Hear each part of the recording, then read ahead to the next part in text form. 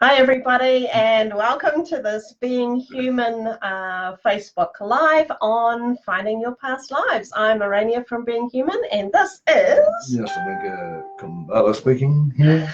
Hey everybody, welcome along, and we're going to spend the next hour just going through what past lives are, why they're important. And then we're going to put a few questions or prompts out to you and see what kind of information you come back with. And we'll help you to work out what some of your past lives are. It's pretty straightforward. There's lots of signs and signals all around us all the time. And yeah, we'll help you find out what some of your past lives are. So over to Yasamika. If you have any questions, pop it up on the chat. Araenia will be checking it out. Definitely. You know, anything that you want to feedback to us, or anything you want to ask about, any input, please join in, because that's where we're going to take this Facebook Live from tonight. So before Yasa gets on with the first part, I just want to say hi to Kim and Gina. Kia ora to you, and Christine. Lovely to see you on again, and welcome. So Yasa. Yeah. Where do we start with this? I don't bloody know. Actually. What are past lives? They are massive. Yeah, it's huge. It's really important. What are they? Righto. I'll start here. Here's a lifetime. And we'll say here's the spirit inside this person here.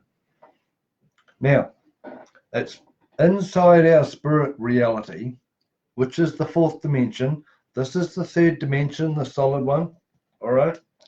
The spirit, or the ghost, or the wairua is in the fourth dimension. Now, inside that spiritual fourth dimensional reality is a subconscious ego, and its job is to record the whole blinking thing.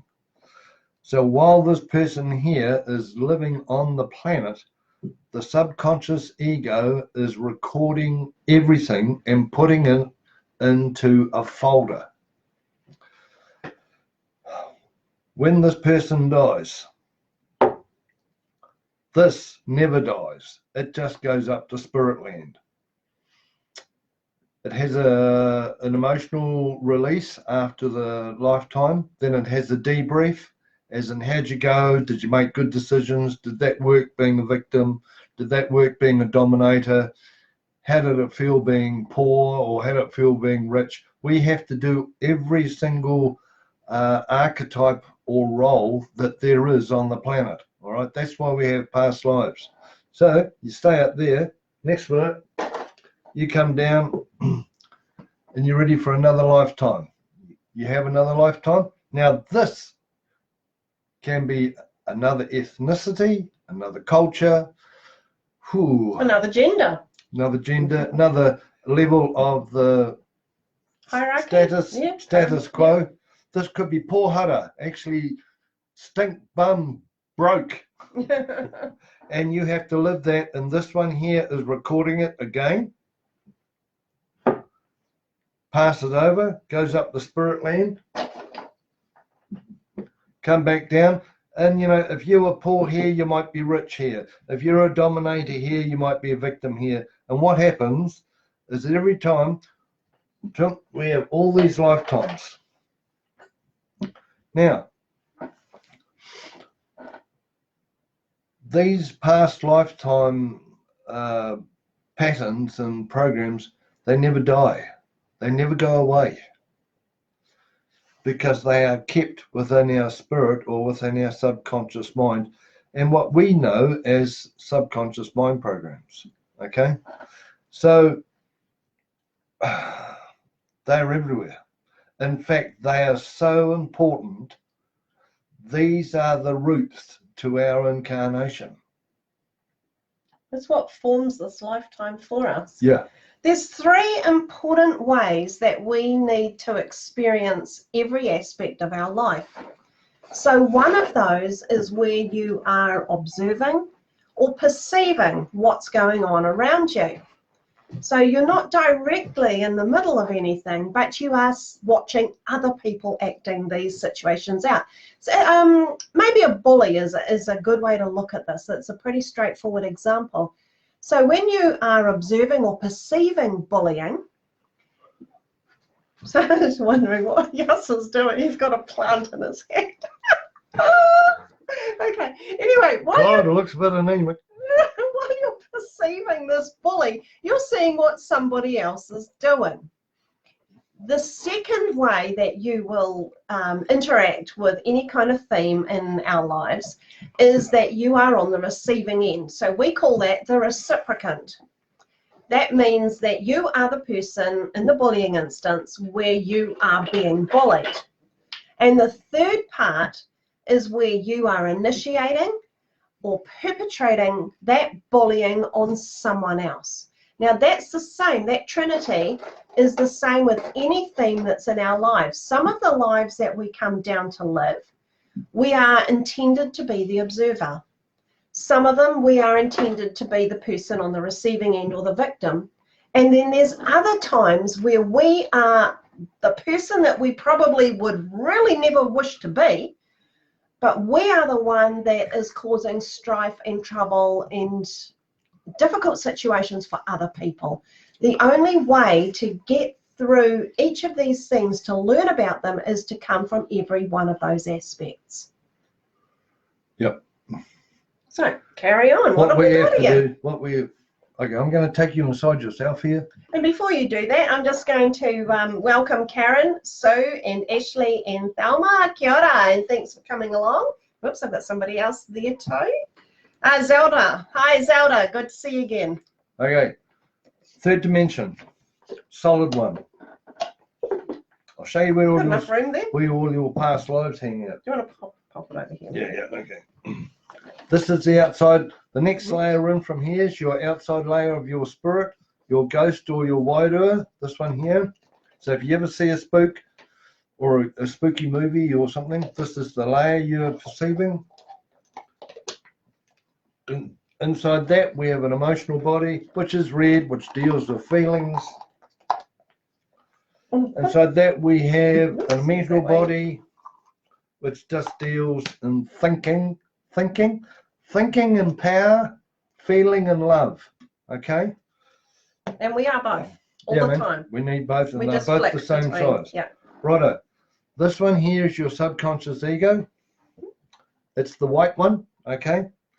Now, inside here has got all the programs we have ever been. Some people call it the Akashic Records. You can call it whatever you like. You can think of it as a jukebox.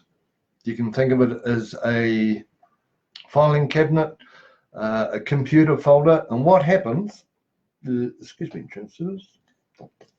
Hi, I just want to say hi to and kia ora to Glenys and Jeannie.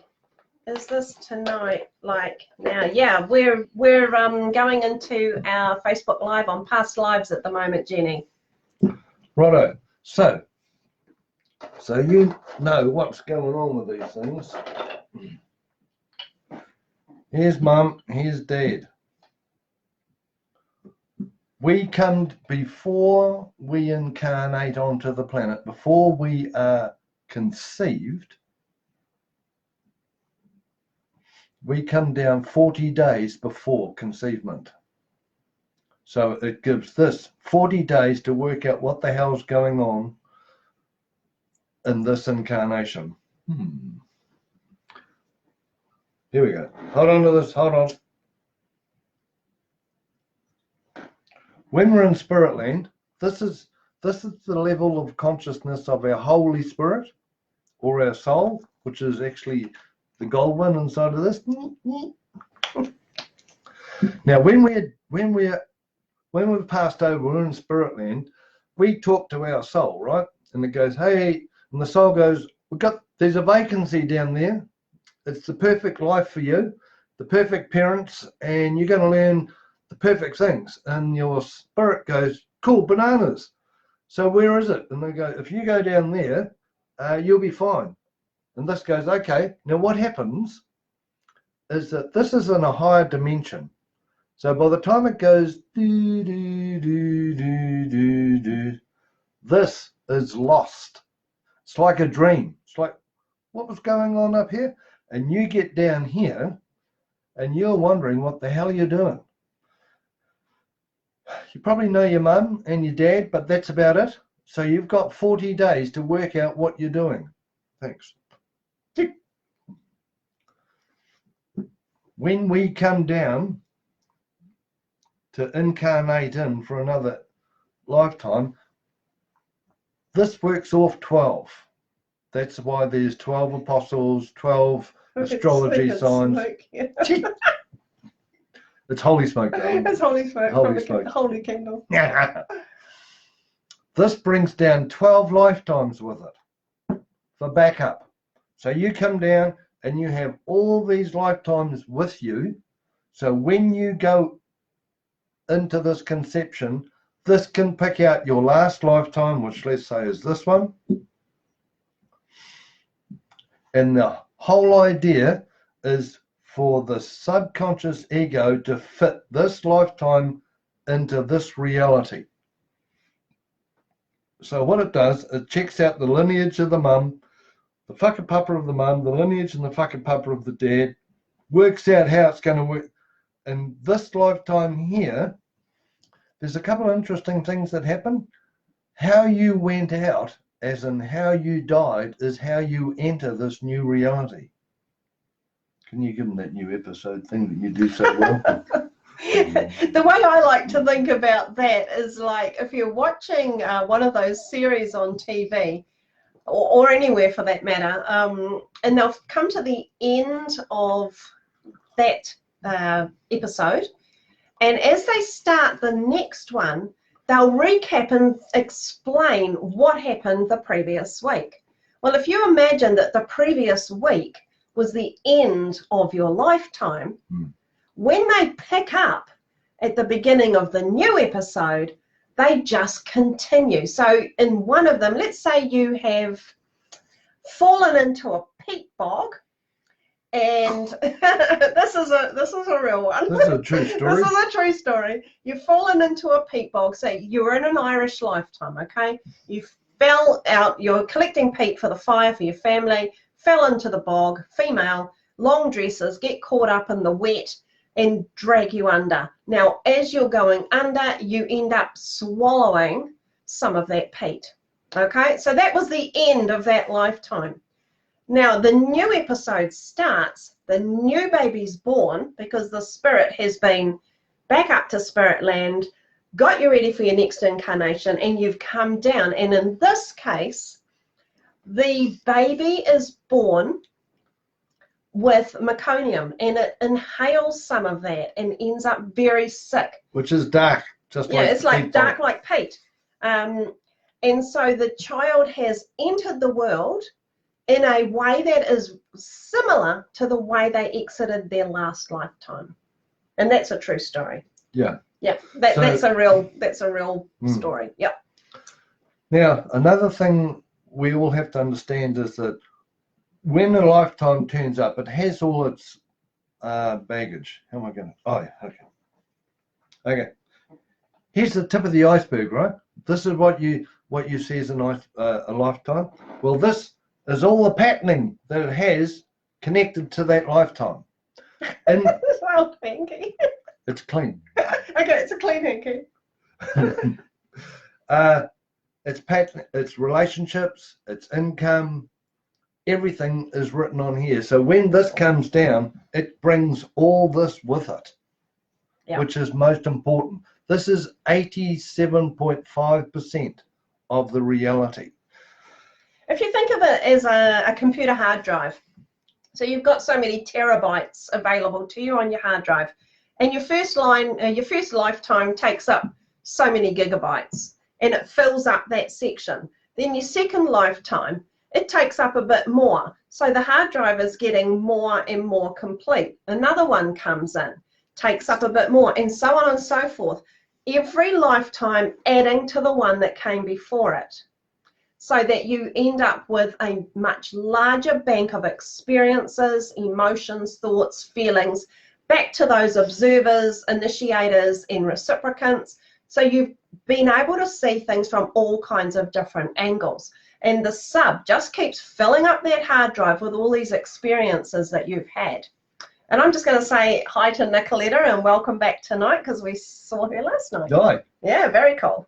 Now, I'm just going to give you a bit of a hint here. And there's Nikki and Louise. Hi, guys. Someone may say, does this thing ever get full of blinking past live stuff? And I can tell you, yes, it does. And you can always tell when a person's subconscious mind is full of past life karma as well as this life karma, is when they decide to start clearing their karma, clearing their patterning. Because when they start clearing their patterning, they are going through their past lives and taking out the upset. You never want to clear a lifetime, because no, we need them. We need to keep them. Because when we clear a lifetime, otherwise be like chopping off your arm or something, you know. Oh, don't need you, past life. Yeah. Okay. Here's a lifetime, right? And it's got baggage like everything does. Now, but it also has really good points in its mind. Yeah. Like the wisdom. Every lifetime does. Every lifetime we've learnt something. But the emotional attachment keeps us separate from garnishing all the good bits off these lifetimes. So what happens is you clear the patterning and the lifetime comes closer. You clear the patterning. And what happens as we clear our stuff, our mind capacity not only holds all the good stuff from this lifetime, it starts getting everyone else's mind. So what happens from your own lifetime. Yeah. Nothing is ever wasted when you start clearing your stuff, because there's all kinds of stuff in here. And it's kind of like the icing between the cake layers. And the upset keeps us separate from them. All right. So when you start clearing it, all of a sudden, these will start manifesting in your life, which is bloody hell. Which one was that? That one there. There's mum and there's dad and mum. Here's whoever it is. This person's mind here is going to start expanding and bringing in all this other stuff. While these lifetimes have not been cleared, they stay there, because it creates a veil in this one's mind. But then you go, oh, I think I might do a clearing, and you'll do a clearing on this person, say here, and this one will come up. Yeah, so you're going to walk around this planet for a start with one mind, but as you clear your stuff, you are going to hold another 12 minds in your head, and you are going to be number 13. Of that group of lives. Yeah, that's only this group of lifetimes. Every time you incarnate, your which part of you is it actually that chooses them? Is it the soul that chooses the 12? I really don't. Yeah, it must be. Yeah. So, all right. So the soul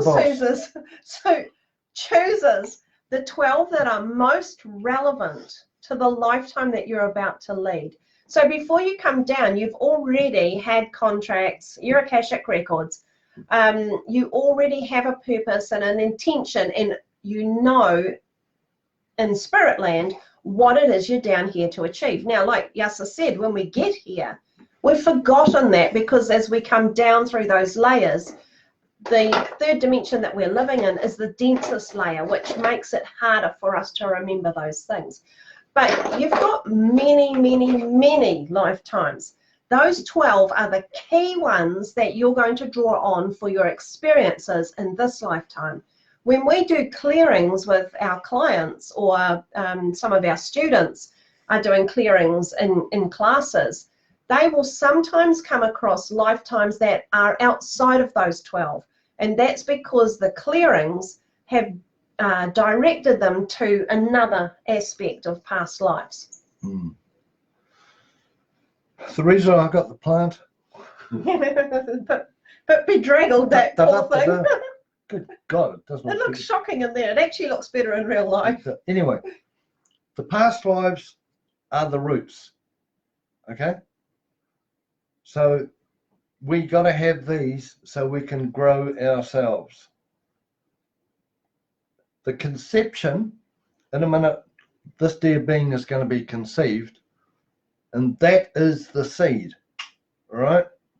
That's the seed, and as the baby, as birth is when it pops up its head outside of the earth.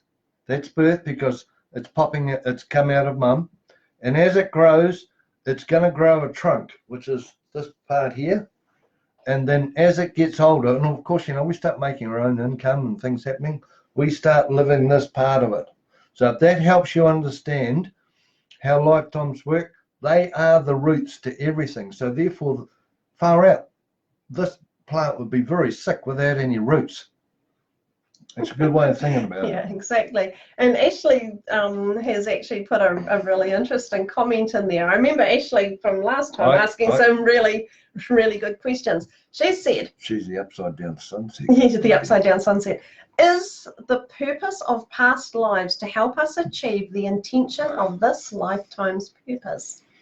Well, every past life is valid in its own right. But when we combine them and allow them to accumulate, like in the hard drive, then it all informs the learning, the experiences, and the intention of this lifetime. So their purpose, they have their own individual purpose, but for us in this incarnation, yes, the purpose of using those past lives is to help bring us through to achieve the intention of what we've set out to do in this lifetime. Yeah, and there's different purposes, all right? I'll quickly run over you with these purposes. That subconscious is made up of two sides, right? It's got a red side, which is an emotional side. Now, in this incarnation, let's say this person here decides to do the red destiny or the red purpose. That will all be connected to emotions and feelings and feeling good, and usually quite a good party reality. Now here's a blue reality. Now this life, another lifetime might be this one here. By the way, that last lifetime was all recorded and put in here. For there's going to come a time when this person here is going to work out what the hell to do with all these records. Next time this person here has a materialistic lifetime, it's a blue one. Isn't it power? This one's into power, earning money, having a flash castle, having half a dozen goats rather than one goat, whatever it is. This is materialism. Now these are karmic because they are generated from our subconscious mind. Okay. Now, when we start clearing our patterning, the gold one comes out. And that is known as our soul purpose or soul destiny. So instead of having programs from our past lives to make us go red and have a more an emotional reality, or make us go blue, which is more materialistic, this is yuppie karma and this is hippie karma. When we clear our patterning, we are going to live the gold reality or the soul purpose.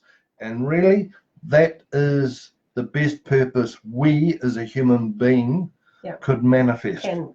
However, it's a massive game because, you know, we've had, for every 26,000 years, I think we have something like 540 lifetimes. So we've had a lot of these. This works off 12, and we have 12 archetypes. And they're like roles. You know, you've got a teacher, you've got a magician, you've got a rebel, you've got a hero, a clown, the queen, the pilgrim and the traveler. They're all here, and that's 12. And we have to learn about a red traveler, a blue traveler. We've got a lot of lifetimes to do. And when you have done all your lifetimes, there's going to come a time when you are going to be ready to clear these lifetimes, and you're going to know what to do with all these records that this blessed subconscious mind has been shoving in its jukebox over the last so many thousand years. And this is what you do with it. You use these. They are an asset. They are everywhere in your life. We're actually going to go into those in just a moment and start showing you how you can locate some of those in your everyday life, because they're right there in front of you. We've got comment here from Nicoletta. She said, and she's asking, how do we get to that next level? We're going to show you in just a minute. With your past life, she has a dream, and we're going to look at dreams shortly, aren't we? Yeah. My dream is always the same. People rush into my home, kill my dogs, steal my clothes and shoes. Then I see them dragging me through a huge fountain on the grounds with a white cap on. I want to find out more and feel I was meant to be with my daughter in this lifetime, because last one she was not. Yeah, absolutely. You know, the people that turn up in our lives, they are people that we have had lifetimes with before. And this is kind of outside of tonight's topic, but they are called our soul family. Now, the soul family are people that we have not just a biological, genetic connection to. They are people that we have had connections and relationships with throughout our lifetimes, and they keep popping back up. So you might find that your partner was somebody in another lifetime who was relevant to you. I know that I have been obviously my mother's child, but there's been a time where my mother was my child. Yasa and I, we were actually twin boys. We worked that one out. Yeah. That kind of took us by surprise when we found that, but we worked out that we were twin boys in a lifetime. Who died first? I think I died. No, I think I did, because I did something rash and foolish. Oh, yeah. And we went through and sorted that all out. So anyway, Nicoletta, we're going to I'll probably answer that later on if that's okay, and if we don't get it live, I'll pop a response underneath, like we did with the body decoding last week. So Joanne, what we're doing here is we're looking at the role of past lives and finding out how we can interpret them from everyday events around us. So Yas has just been filling us in about some of the background around past lives, and I think we're just about to move into some of the ways you might find them. Yeah, a really good, you got to understand everything that happens in these other realities happen in this solid world that we live in. That's what's so magical about it. Now, let's say this is a past life, and it's come down in the orb, because we come down in an orb. Now, this has got pieces of jigsaw puzzle pieces that are very important, like how it lives, what's the situation. And what happens is that those pieces of jigsaw puzzle pieces have to fit to a certain degree of what mum and dad do and how they are. And one of the ways everyone can tell what lifetime this is usually by the cravings of the mother. Now, if this lifetime came from a coastal lifetime where they ate fish and seafood, all right, and it was their stable diet, might have been Japanese, might have been blinking Inuit, Eskimo, who knows. Now, when this person is incarnating in to be the baby, mum will show cravings that will match this lifetime. One of the best ones I've known is mum was about 6 months hapu pregnant, and she came and saw me as a client, and I said, do you know what lifetime your baby was? And she said, no. I said, do you have any cravings? She said, yes, I crave kebabs. And you know, I live in New Zealand, so I've never been to Turkey. I thought, well, kebabs supposed to be from Turkey. I said, do you have anything else? She said, yes, I do a funny jiggly dance in the kitchen. And I said, would that be close to belly dancing by any chance? And she said, yeah, I just jiggle my backside all the time. And when I've finished my domestics, I sit down and watch the TV, and I look around for turkey on the travel station. Yeah. So then I could categorically say your child his last lifetime was Turkish.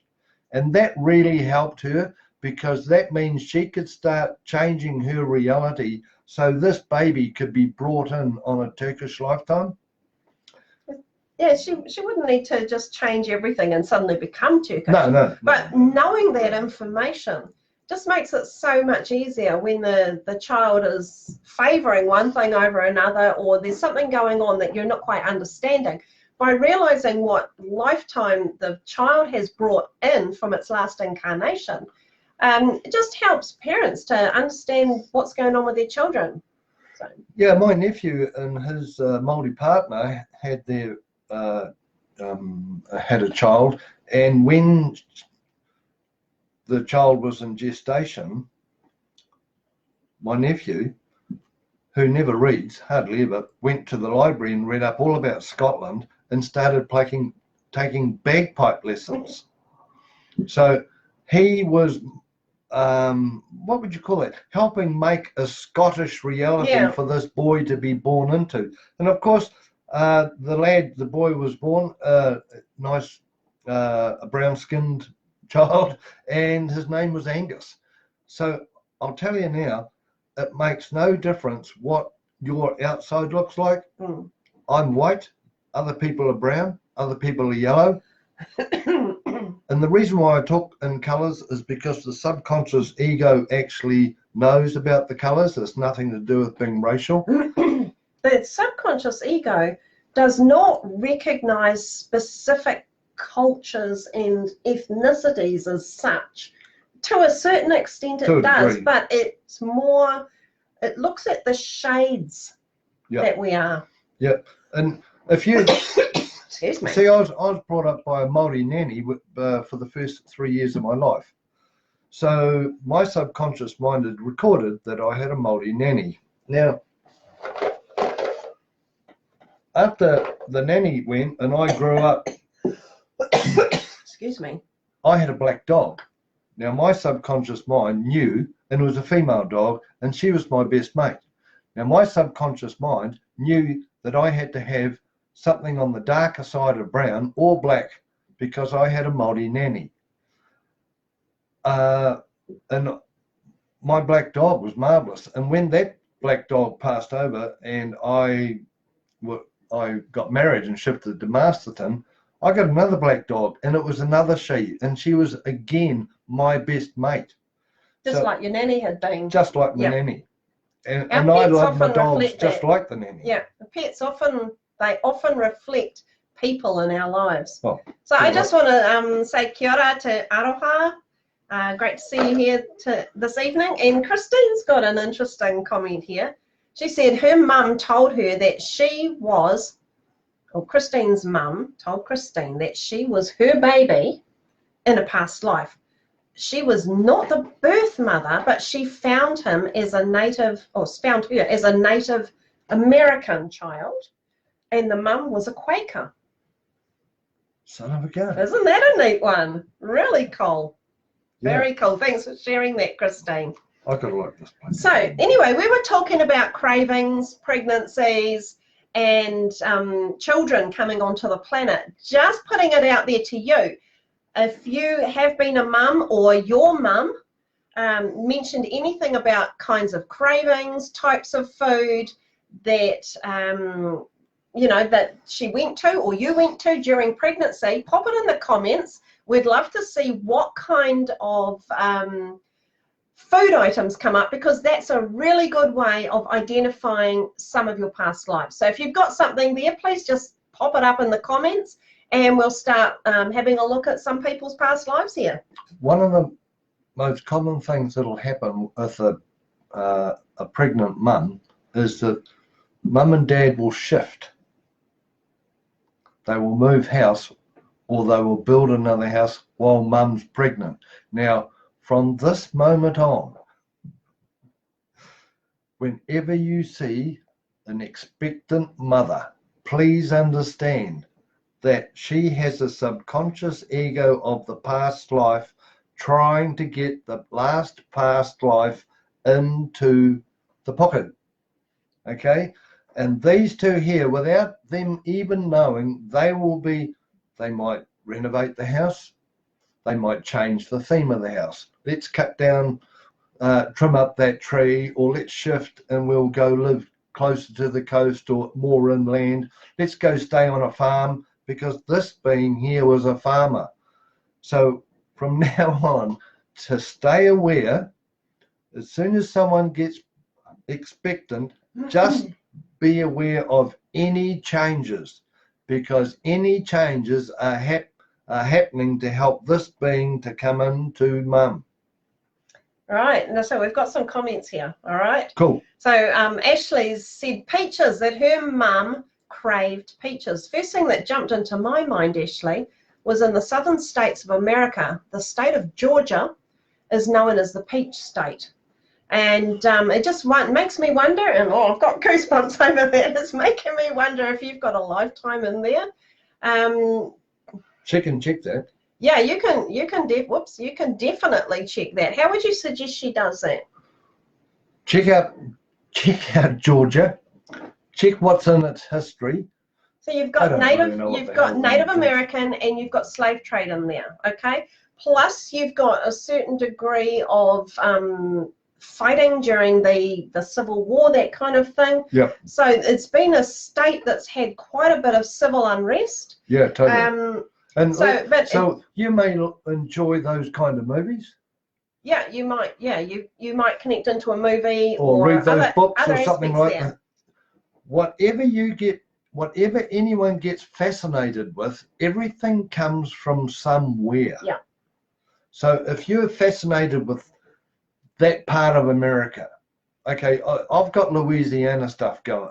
I had Louisiana Cajun. stuff. That's Cajun. That's Cajun. Yep. So of course, you know, okay, do you like Cajun music? Yes, man, I love it because I've got it in the playlist. I play it and I love it.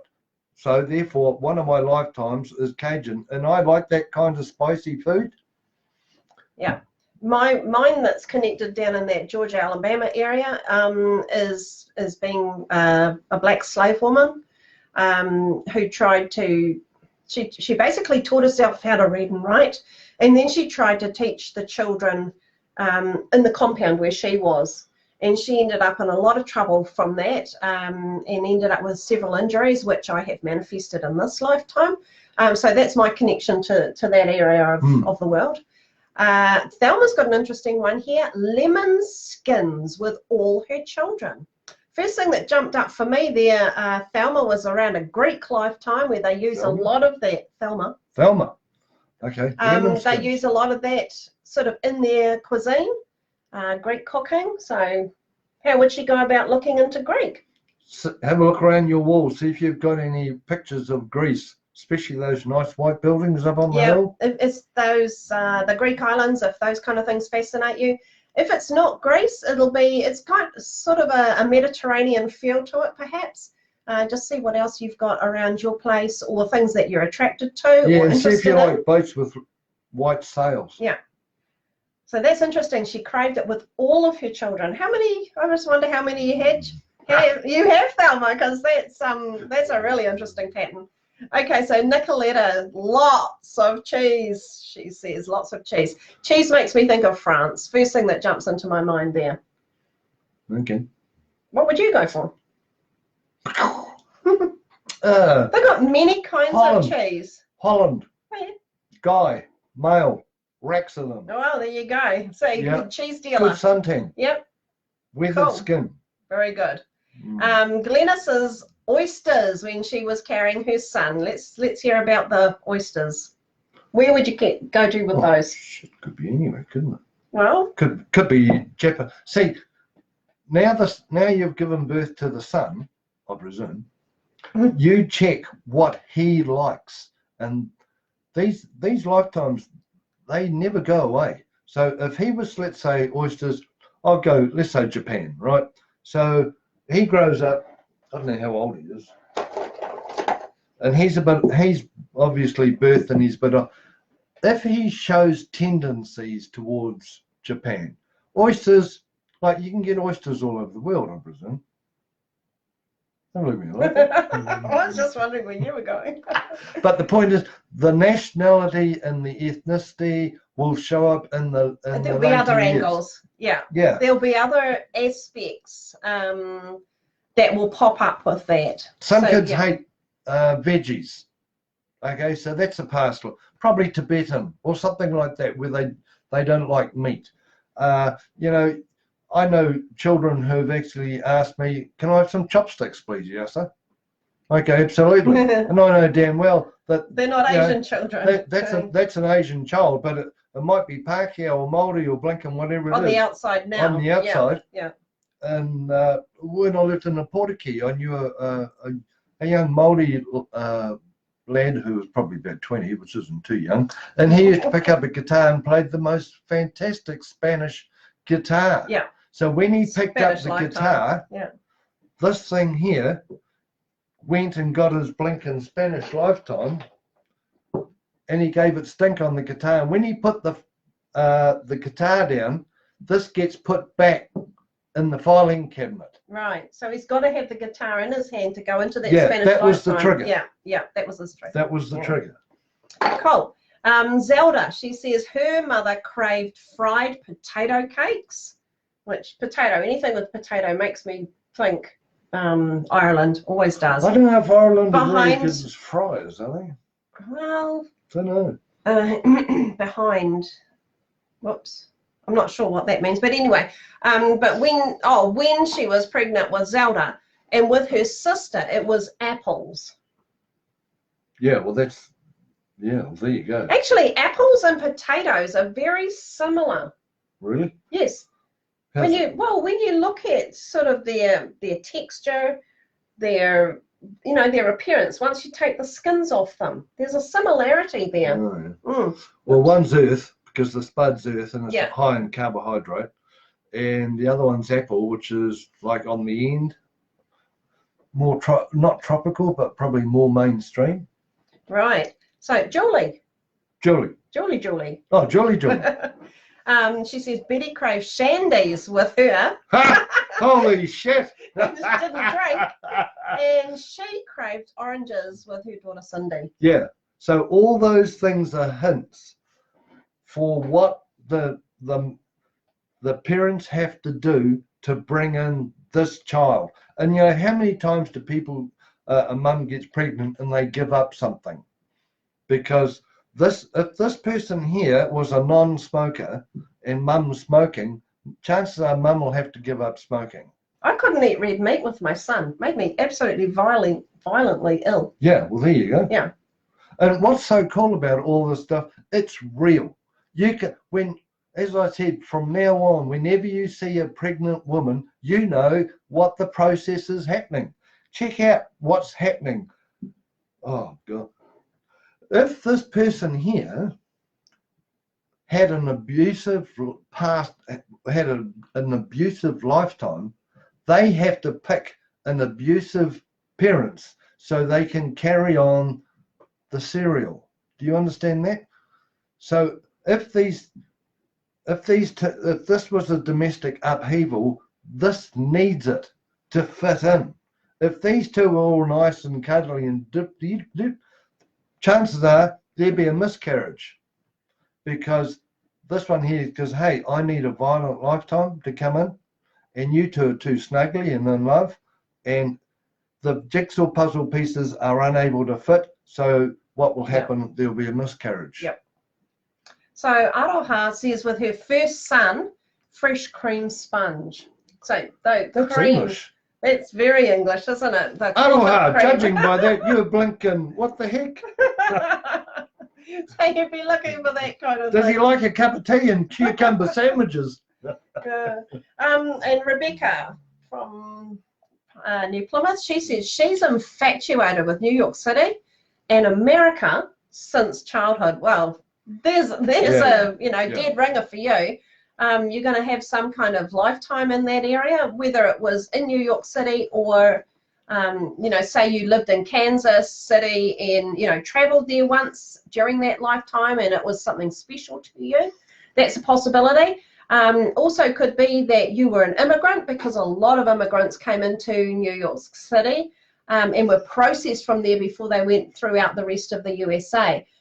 So, you could have come in from any of the Eastern European countries, Germany or other aspects of Europe, the UK, all kinds of people came in through New York City into the USA. So, you know, that would be an interesting one to explore further. Now, this is a prelude to a past life courses that we're going to run, okay, in the next 2 or 3 Tuesday nights, aren't we? It's Wednesday. Wednesday night. Yeah, okay. yeah. We're actually starting our past life interpretation course next week, where we're teaching you techniques for how to actually go right into those past lives. I mean, tonight we're just skimming over them to try and get to as many people as possible.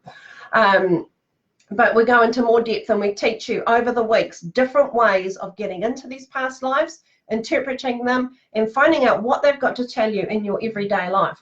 Fun as well as really useful. Yeah, man. Yeah, because let's say this is your New York lifetime that you know about, and you know about the third dimensional part of it. Now, in comes the hanky. The hanky. We actually will go in and show you how to find out. You really what those need to know what like. the heck's on here, because you may have, you could. Your relationship dynamics are going to be on here. Your income dynamics, where you live, everything's on here. And during the course, we're going to show you how to go in here and start cleaning the slate, so you can have all the good stuff when you think about New York, without having the negative. Whatever tragedy, trauma, or karmic patterning that was associated with that lifetime, including diet. You know. Yeah. So that's the purpose of the course.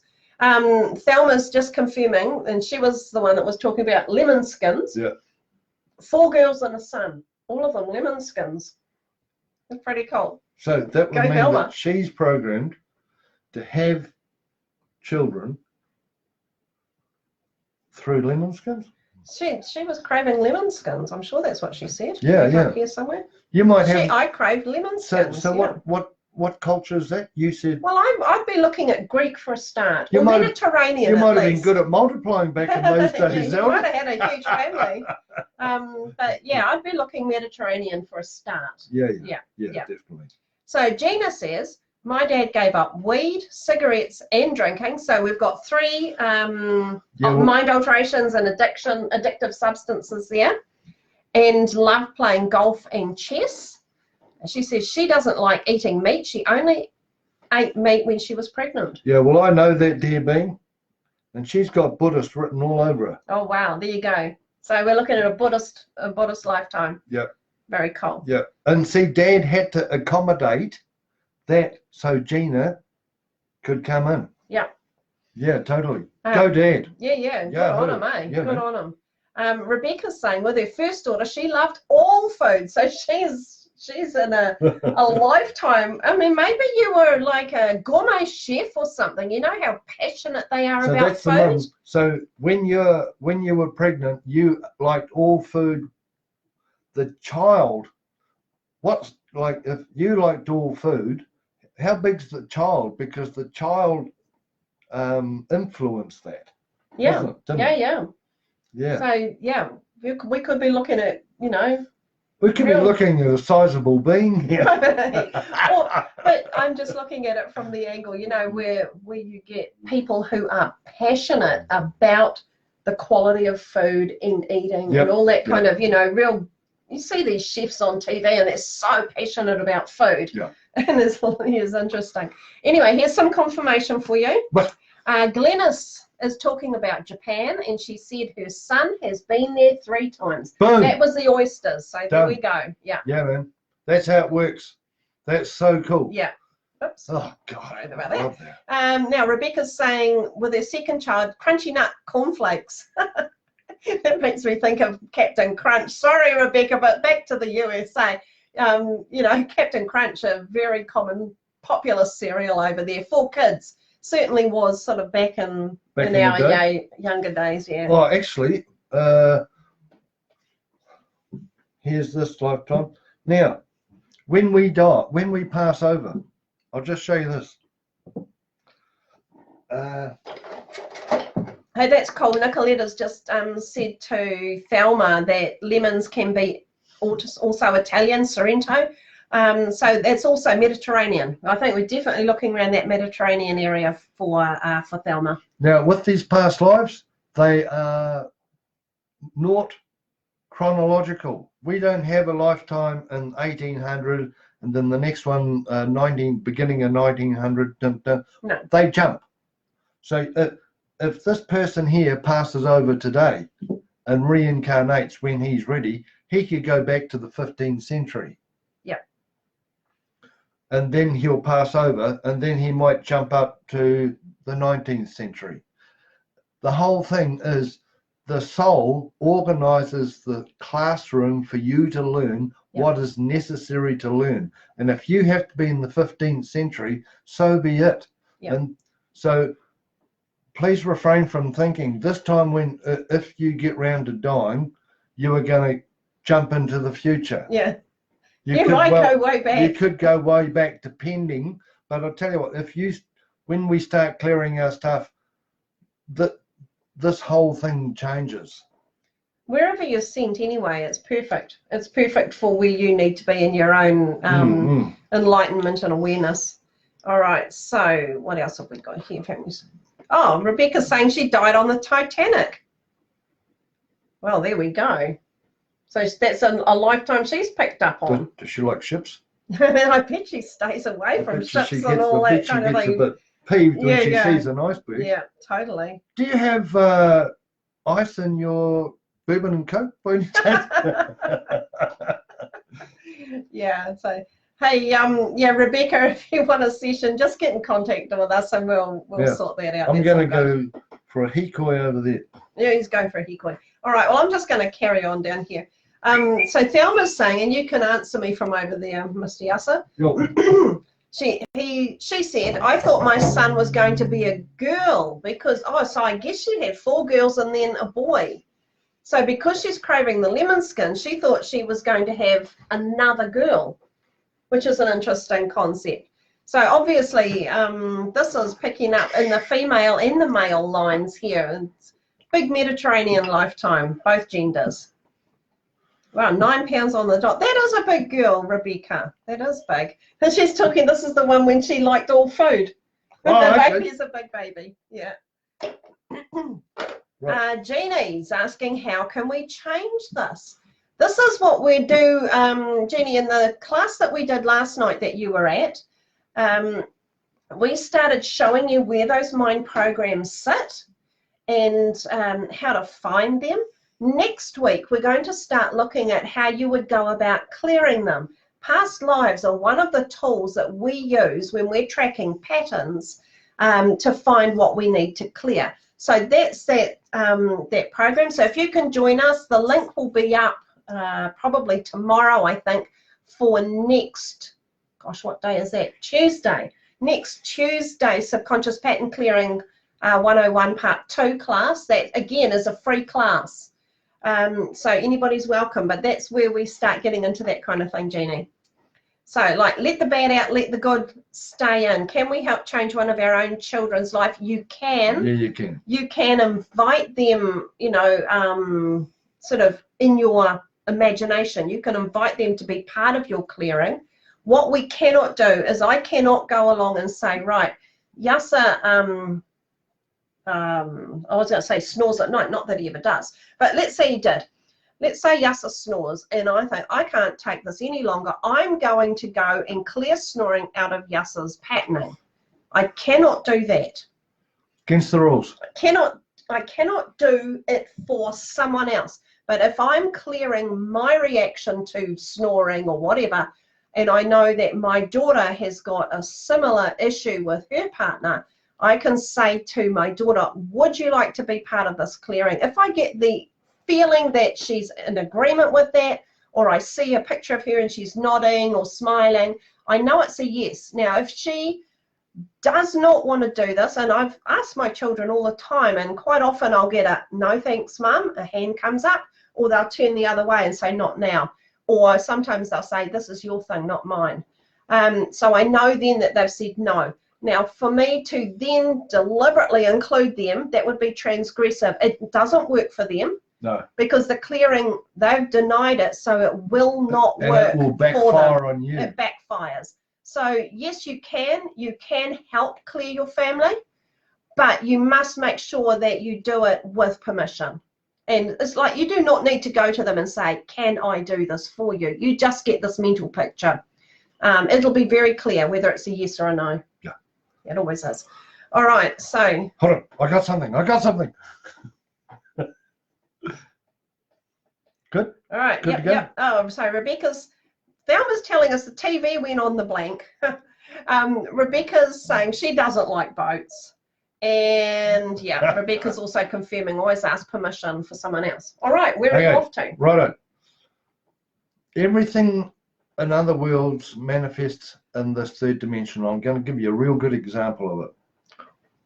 When this person dies, their body temple finishes, okay? And this spirit goes up here and looks for another new body temple. Of course, it's a baby.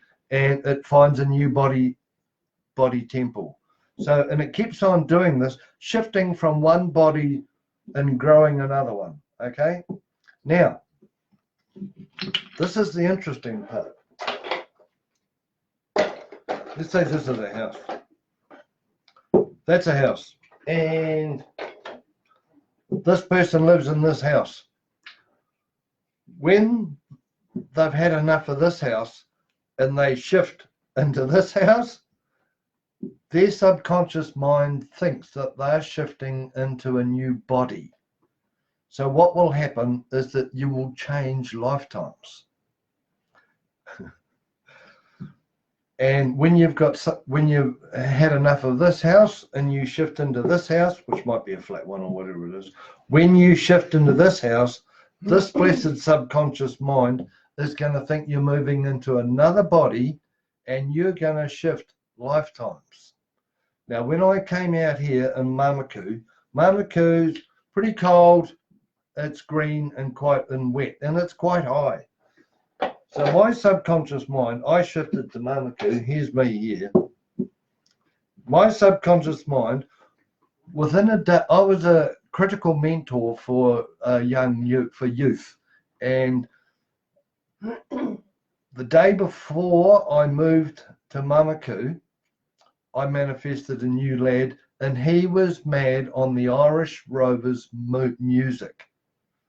He was Asperger's, so we listened to Irish music a lot. When I shifted up here, I was gifted this. This is an Irish Celtic drum. Okay, the same week I was gifted a teapot with green, orange and white on it. So I'm telling you, within a blinking week, my subconscious mind has started getting me ready to live my Irish lifetime. That's how quick it is. So whenever anyone shifts, and seeing it's you guys listening, whenever you shift, just please be aware that you've got another incarnation coming in, and it will change things. Because you know that hanky that I keep bringing, if I move here, and let's say I was married, but in this lifetime I was single, you have to watch that, because that's what will happen. Because this lifetime will force my wife or my partner or away because I was single in this lifetime. Without clearings. Without clearings. Yeah. You can clear everything. Yeah, we can clear all. Yep, now, yep. When I was in this Irish lifetime, I went to my nephew's, and we had a good night one night on the terps, and I woke up, I was on the floor on the mattress in front of the fire, and I was keeping my water in glass wine bottles, and I was having a drink of water, and my nephew goes, "Far out, Uncle, you into it already?" Now, he thought I was an alcoholic. You must have been in that Irish life. But in that lifetime, I was an alcoholic. Yeah. So you find these different traits. It was just, 3 weeks ago, we cleared Mongolia out of my matrix. Well, what happened was we thought we were heading to operate out of Auckland. Everything was pointing us to the north, so we ended up there. And you know, as quick as anything, is that soul and that flame do. They can change just like that. And everything in Auckland just stopped. You know, the house we were living in was sold, and everything just changed. And we realised we were coming back to Mamaku. Now, when we arrived in Mamaku, Yasa is the next thing we're manifesting. A fire pit out the back there, and he was out with the fire, you know, burning all the leftover rubbish from the shift, night after night, having fun, you know, cooking himself a sausage or whatever out there, or toasting a marshmallow or something. And so he got to the point where he was really enjoying that. Soon after, we manifested 5 miniature horses in the paddock behind us. And he's been to Mongolia, and he said, you know, those horses remind me of the horses that were in Mongolia. So then he's got this cap. You will have seen while we're out walking, and we realised that it's this Mongolian-looking thing, and Mongolia was popping up all over the place. And he realised that that was a limitation, because what I'd done, I'd gone into Midwest kind of lifetime here, because I've actually lived in the Midwest of USA. And I could, you know, I was identifying that where I'm living here is very similar to where I was there. So we cleared those out, so that made it that we were able to live here without that direct influence. But that was really obvious, eh? Yeah, and you can clear all these patternings. You can clear them using a triangle patterning, which we teach in our courses and so forth. Yeah. And I took the Mongolia out because I actually want to be here rather than in Mongolia. Yeah. So I took out the traits, but I still kept the Mongolian lifetime. Yeah. You don't get rid of the lifetime or the past life. Zelda is asking, when you're doing a clearing, are you clearing it with your higher self in a different dimension? Good question. Not the higher self. It's not the higher self, no, but it is in different dimensions, isn't it? Yeah, it's in the 5th dimension, Zelda. Yeah. So the subconscious patterns are sitting in the 4th dimension, and the eternal flame, wherever it's been extinguished now, the eternal flame, which represents our soul, is in the 5th dimension. So we take the karmic patterns, we put them through in the 5th dimension, and use the 5th dimension to clear the patterning. So yeah. Yeah, the higher self is 4 fingers above our head, and you know, halo. The halo of the saints and so forth, that's the higher self. When you do a clear, we actually have 3 flames inside of us. That's why it's called the Holy Trinity, or the threefold flame of Christ, because we have one in our heart. Oh, can I do this? Yeah, just carefully. Oh God, that was pretty good. Okay, one in my heart. And we've got our orb back. We've got our orb up on the screen. One in the third eye, right? And then I've got one up here, and that's the 3. Now you may see some, I think the Balinese, when they do the prayer thing, they go 1 here, 1 here, and 1 here. Yeah, same thing. When you do a clearing, you clear them through the 3 of them. If you just do the higher self, you're missing this one, and you're missing this one, which is the one that incarnates into us. So we do them through the heart one, so that gets the whole lot. Yep. Cool. Rebecca's saying that must mean a lot for her moving from Cornwall to New Zealand. Yeah, definitely. Yeah. Yeah, definitely. You will have had some past life connection. Now, whether it was with New Zealand specifically or somewhere that's very remote from Cornwall, there'll be some kind of lifetime where you have made that shift, or you know, gone a long way away from home. Yeah, definitely NZ. Yeah, I'd say. Feels like it. It feels like it to me too. But Christine says she's in trouble because she moves areas regularly. Christine, not if you have a Romani Gypsy background. Yeah, you got a bloody Gypsy woman in there. You're perfectly fine. You can do that, you know, in your motorhome, or I think it's the motorhome, isn't it? Yes, camper van. Yeah. Moving around from place to place with a Romani Gypsy lifetime, which you'll have. Yeah. Okay, so what you do is then you're obviously in your camper van now. Have a look round and see what your mind has put in there that reminds you of a gypsy past life. Yeah. That's It has to do it. Our subconscious mind puts our past lives up on the walls, in ornaments, on the carpet, in the ceiling, the theme of the house. This is in charge of it. So it goes, oh, I'm in Ireland. Oh, here, grab yourself a Celtic drum, bung it up on there. You can play it if you want. Have a cup of tea, drink your cup of tea out of an Irish, and everyone's the same. You'll be able to look around your life, your world, and go, what does that remind me of? And it will be there. It has to be there, because this never ever lies. So we've touched on cravings, we've touched on food, we've talked about babies coming in to gestation and how that will indicate past lives. I've just got a couple others here that you can think about. So places, and we've talked a bit about this, places where you have lived, places where you have visited, places that you've shifted from A to B, or places that you're just drawn to. I'm absolutely fascinated with pyramids. And I've connected with an Egyptian past life. It was as a slave labourer.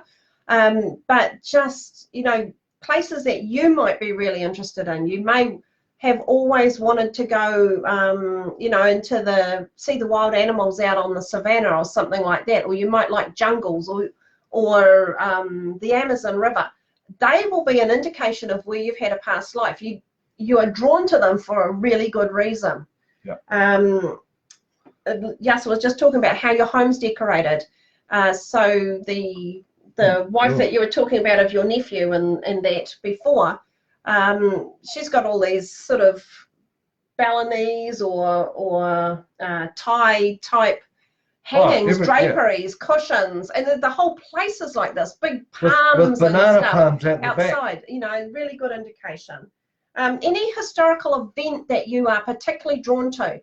You know, if you're really fascinated with the San Francisco earthquake or the Great Fire of London or the Berlin Wall being pulled down or anything like that, another really good indication that you have had a lifetime there. Any of those Jewish concentration camps, Auschwitz, those kinds of places, could be one of those Jewish lifetimes. People have had those a lot of people with them. Any civilization, so you may be fascinated with the Mayans, or like you were saying, the Inuits, you know, people from Sierra Leone or whatever it is, there'll be a connection there to your past lives also. Everything comes from somewhere, and when you understand that, instead of just going, oh, that's weird, which is pretty normal, just understand that inside your subconscious ego, inside your mind programs, you have got a shitload of mind programs from all over the world at different times. And they are waiting to be triggered. So if you are sitting watching TV and something crops up and you go, oh, wow, that's triggered this thing to go inside your programming. And go, oh, here it is. Now, whenever someone travels, the chances are they are going to travel into their past, because when you go to the travel place, you go, gee, that looks nice. Now this thing here is looking through your eyeballs, right? And it goes, you had a really good lifetime in that lifetime. That was good. And therefore you'll go, I actually kind of like this. I'd like to go here. You have no reason why on the surface, but underneath the surface, this thing goes, you had a good incarnation over there. I think you might like that. Or your partner or husband might go, let's go over there. And this one goes, no, I don't like that. I've got a funny feeling about that. Well, something untoward might have happened in that lifetime when you lived in wherever it is. So when you travel, especially by yourself, or when you initiate it, the chances are you are going to travel into another lifetime. And whatever happened in that lifetime, let's say here's the country here, and you traveled there, whatever happened in that lifetime, you're going to duplicate. That's interesting. Because I was always drawn to Arizona. Always drawn to Arizona. And when I went, because I had no interest in going to the States at all until I actually went there. And my husband was American. And, you know, just before he passed away, he was actually in hospital in Arizona, because we'd had to move from Oklahoma to Arizona. So that would represent my past life and the loss of a spouse or some major illness in Arizona. Yeah. And what will happen is before you travel, your subconscious mind will start priming you up for what you're going to experience over here. A partner of mine and I, we were going to Denmark for a wedding. So what happened was that for 3 weeks before we flew out, we ended up doing a whole lot of pirate stuff. We were invited to a pirate party. We went to the bloody first Pirate Caribbean movie, and people would turn up with pirates. And I said to my partner, what the bloody hell's with all this pirate stuff that's going on? We were learning at this stage. I was learning. So anyway, we go to Denmark, and we stayed in a little fjord, which they call over there, and it was a bloody old pirate station, and no bullshit. The fishing boats over there still had the Jolly Roger on there blinking, and we went for a walk like you do. You know, you're a tourist. Let's have a little walk around the wharf, and we walked around this bloody pirate thing, and we went back into a pirate lifetime. And I must admit, we had quite a bit to drink on that pirate lifetime. Pirates and they're wrong. And what happened, which was pretty tricky, we go to come back, right, to fly back. We go to the airport and they said, excuse me, there's no record of your tickets. So my partner said, Yasa, something's going on. There's no tickets. So I walked away. It was a small airport. And I found out we died in that incarnation. So therefore, there's no tickets for us to, like, we evaporated, and hence the lady goes, hey, there's no friggin' tickets for you guys. So I went over here, did a clearing, got rid of it. Found the tickets. And on the way I was walking back, my partner goes, sweet, we got them. Because I took the block out. Cool. These things are happening all the time, everyone. Please understand. There's a really good comment here from Ashley that ties right in with that. I'm just going to pop through and let you know what else has been said, because we're getting to a point where we need to sign off. But I just want to, acknowledge everybody who's commented for us. So what Ashley said is she struggles to identify any manifestations of past lives. She's going to be sure to take note of things happening in her life. And that's what you were just saying. Being really aware of what's happening around you is a great start. The pieces will start to fit together, and those past lives will start to emerge. Have a look at your bedroom. And that's the most powerful one. And join us for our course. We're going to be doing this. Up there, our bedroom's up there, and that's your bedroom is your bed womb. Yeah. So whenever anyone goes to their bed, they are going back to their womb, and the lifetime is more evident in the bedroom. So we've got bedroom. Lee or Maika is on there, and so is Rose. Son we go. Hey, so thanks for joining us. This is cool. Rebecca's saying about Cornwall, the Cornwall to coming to New Zealand. She feels that the trip was also to New Zealand. Right. So she's confirming that.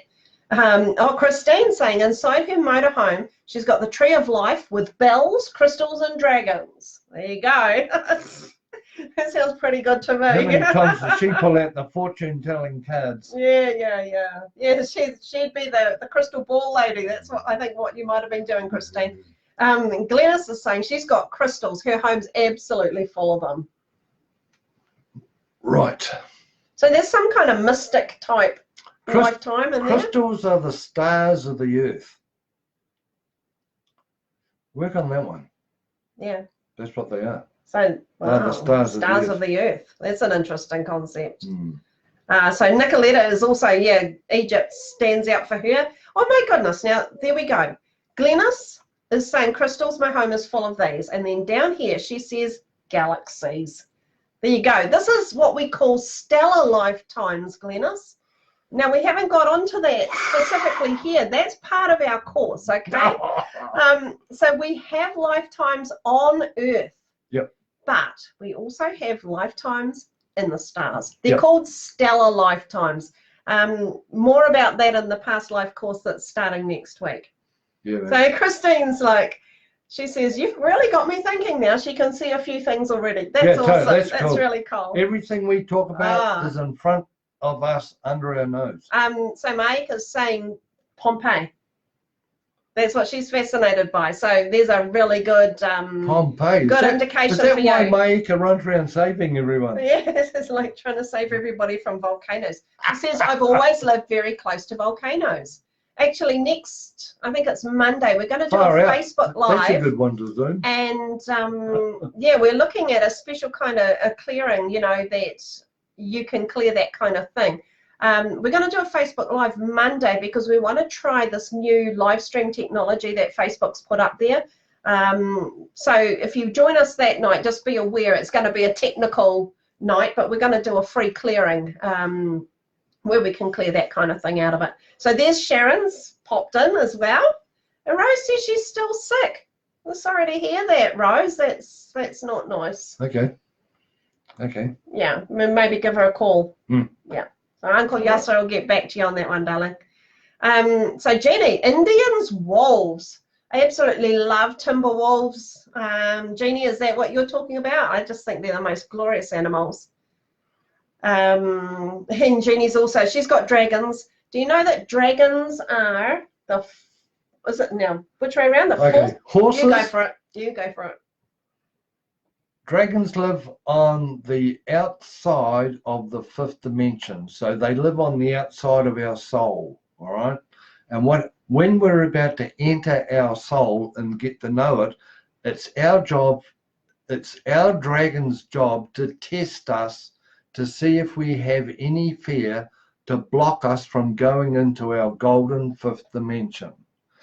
Now, dragons manifest, like everything manifests in the third dimension. Dragons manifest as horses.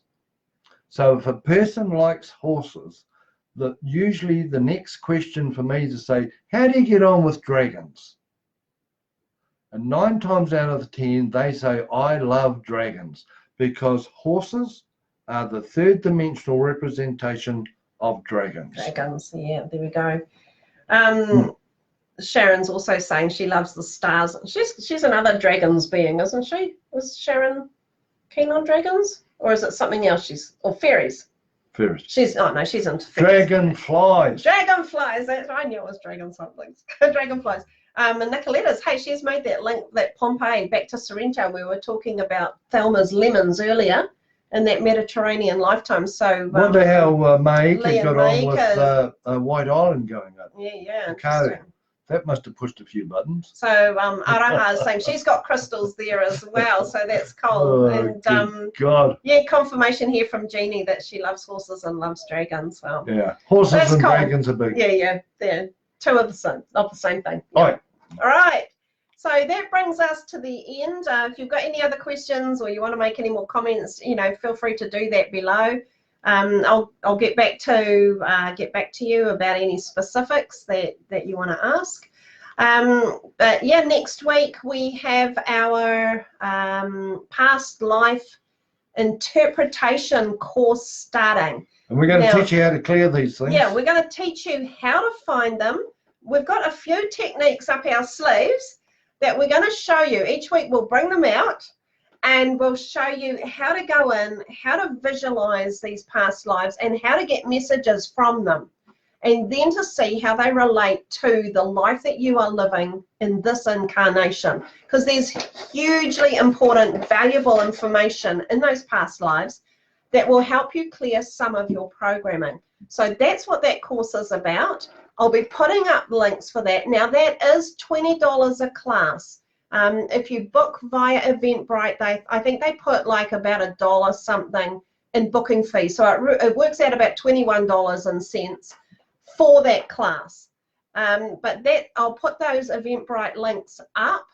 And if you're interested in pursuing the past life class any further, that would be the place to go.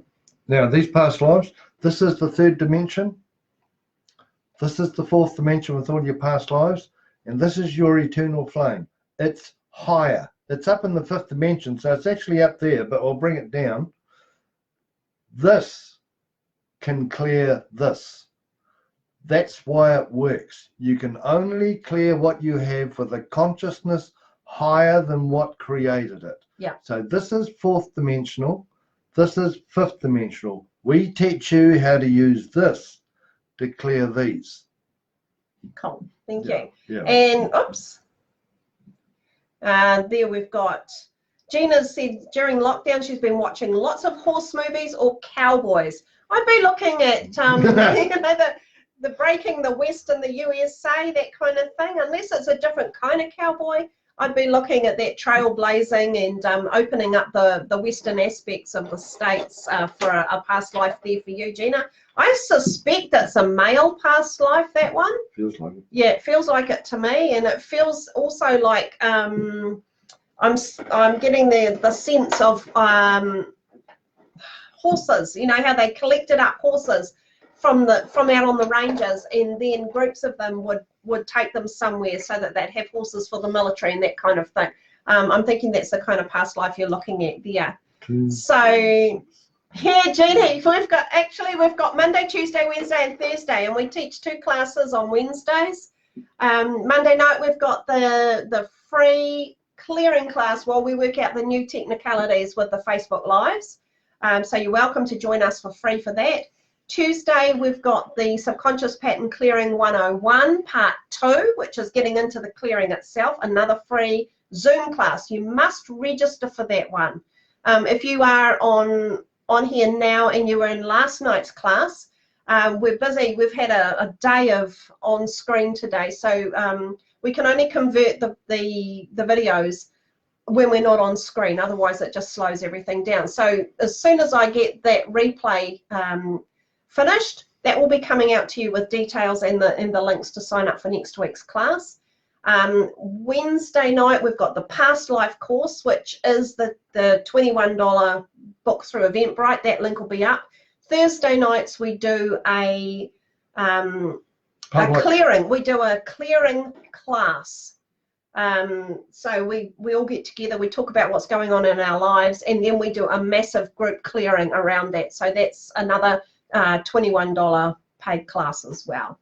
So that's that. And then final comment here from Maika, she's saying that she found out about Whakaari eruption from a friend in Hamilton an hour after it happened, and she was caught unawares. I would be looking into that with your Pompeii lifetime. I really would. I think that caught you completely unawares as well. Yeah. And so I'm just doing a little bit of honouring for everyone's 12 past lives here. And everybody who's joined us tonight. They've all done their best, no matter what lifetime we've had and what kind of traumatic stuff we've manifested. Just like to honour all our past lives, because if it wasn't for these guys, we would not be here now. Yeah, thank you for that. Yeah, man. Yeah. All right. Okay, well, we'll say good night. Yeah, we even had a moment of silence. Yeah, we had a moment of silence. We love these Facebook Lives, so yeah, they're great. We'll let you know when they're coming up, and you know, just if you've got any ideas about something that you are interested in finding out about, let us know.